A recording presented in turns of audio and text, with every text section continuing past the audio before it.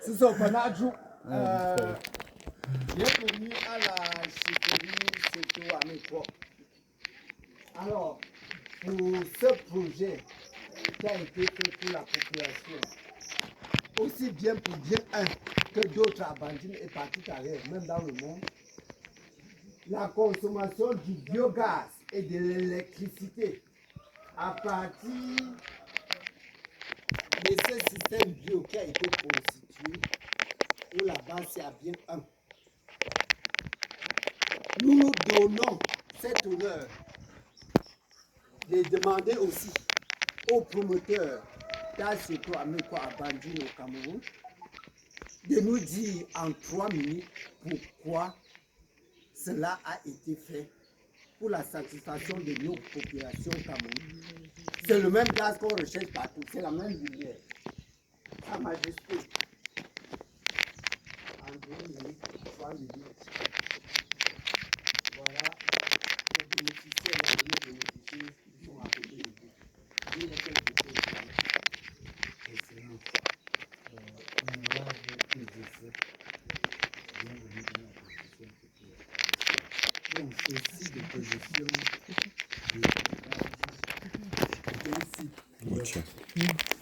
Quand on implantait, j'étais même pas ici à Banjul, c'est le ministère qui est venu implanter, puisque c'est le directeur du projet biogaz, puisque à l'époque, au ministère, il y avait un projet biogaz. Donc, ce site allait à Bamenjou. Or, le chef Bamenjou, n'étant pas tellement intéressé par le développement, par le projet, j'ai dû prendre une certaine opportunité pour précipiter et envoyer dans notre chefferie. Donc, il y a 15 ans, c'est il y a 15 ans que ce site a été construit par l'État du Cameroun comme site pilote. Donc, c'est un site pilote, c'est-à-dire pour démontrer, pour que les populations sachent qu'on peut ne pas détruire les forêts, qui détruisent aussi l'environnement et produit avec les déchets des porcs. Parce qu'on peut aussi faire avec les déchets humains, avec les déchets d'autres animaux comme les vaches et autres, hein, pour produire le gaz. Donc ceci a été produit il y a 15 ans, je ne me rappelle en quel, mais je sais qu'il y a 15 ans. Donc ça a été construit suivant les normes. Hein, suivant les normes. Bon, on construit aujourd'hui, mais pas avec les normes d'il y a 15 ans. Donc, on produit du gaz à partir des déchets des porcs. Donc, pour mettre en place ce site, j'ai dû utiliser à peu près 160 à 180 sacs de 50 kg de bouse de porc. Puis il y a ici un dôme, comme vous voyez la sortie du gaz là. En bas là, il y a un dôme de 2,50 m avec certains effets chimiques. Au-dessus, ça produit le gaz. Quand ce gaz est produit, le déchet vient sortir ici. Et ce déchet, comme vous voyez là, c'est un engrais organique très riche.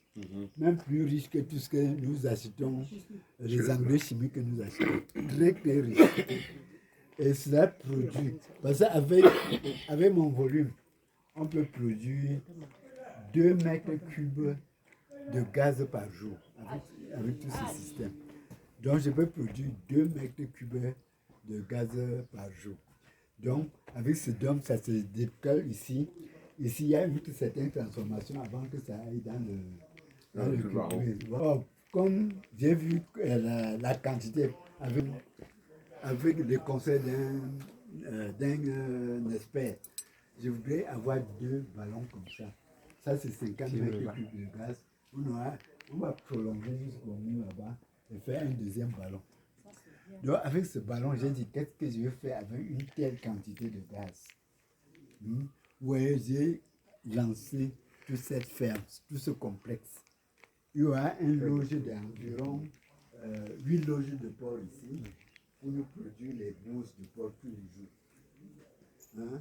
Et puis, il faudra transformer transformé. On a eu la chance que notre feu patriarche, François Victor, a fait venir un centre de formation pour transformer les produits animaux et végétaux ici à Pékébadou. Or, les Bunda, avec l'aide des ministres Nganou du Messie, ça allait à Bunda.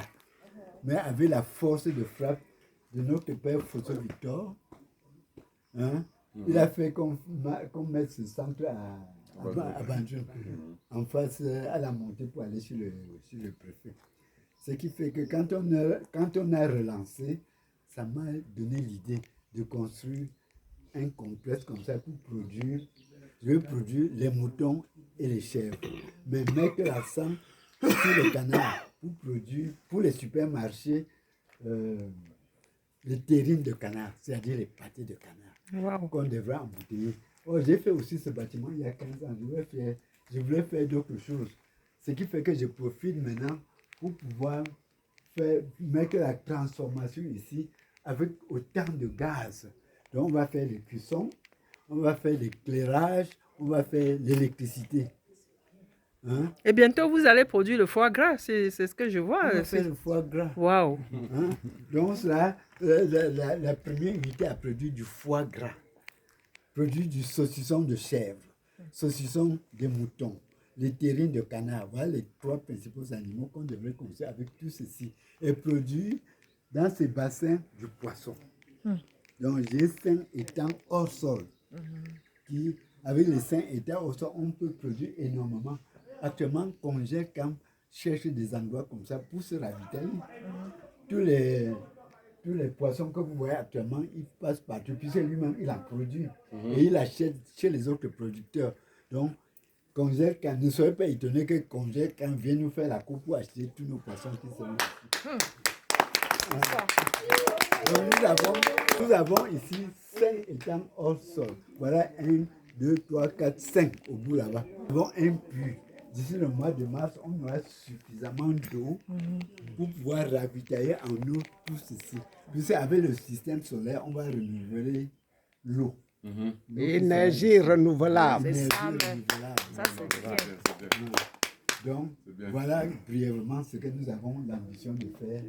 Et vraiment, soyez fiers que ce soit dans notre quartier. Oui, donc, c'est un truc pilote. Donc, on voudrait faire aussi, faire en sorte que, puisque je vais envoyer une de nos filles qui est déjà à l'université faire la formation ici à Bandung.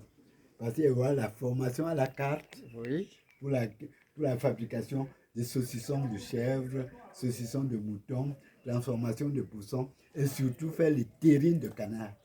Problème d'emploi résolu. Problème d'emploi résolu. Dans les normes. Ça, c'est bien. Ça, c'est bien. Je crois que c'est la fierté de Tidjus. C'est ça même. Un grand notable. Donc ça veut dire que ce bonbon, désormais, tu vas exploiter ça comment?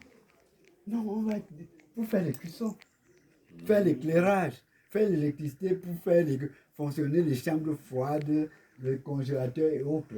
Puis avec un générateur à gaz, on va faire tout ça. Sur le marché actuellement, il y a ce qu'on appelle les générateurs à gaz. Il faut seulement brancher là. Donc avant août 2027, on aura déjà... Non, d'ici, dans 2 semaines, on peut le faire. Waouh. Vous savez, le gaz est en train de pousser. C'est même ça qui bombe. C'est même ça qui bombe. De toute façon, on n'utilise pas. C'est ça qui sort comme ça. On est obligé de fermer ici pour que le gaz ne sorte plus. Oui. Et c'est ça qui fait que ça pousse comme ça. Oui, c'est ça qui fait que ça pousse. Si on envoie le béton ici, voilà, ça c'est un engrais très riche. Hein? C'est plus riche que tous les engrais qu'on peut vendre sur le marché. Hein? Très riche. Hein? Si on veut cultiver, rien qu'avec l'eau, tu arroses là, tu plantes des choux, vous allez voir des miracles. Ça, c'est bien. Donc, on va même vendre tout ici en bidon aux gens qui font les potagers. Ok. Ça, c'est bien. Voilà un peu brièvement l'historique de notre projet. Et nous comptons que par la grâce de Dieu qui nous donne l'intelligence, qui nous donne par exemple des idées, parce qu'il faut être inspiré. Oui.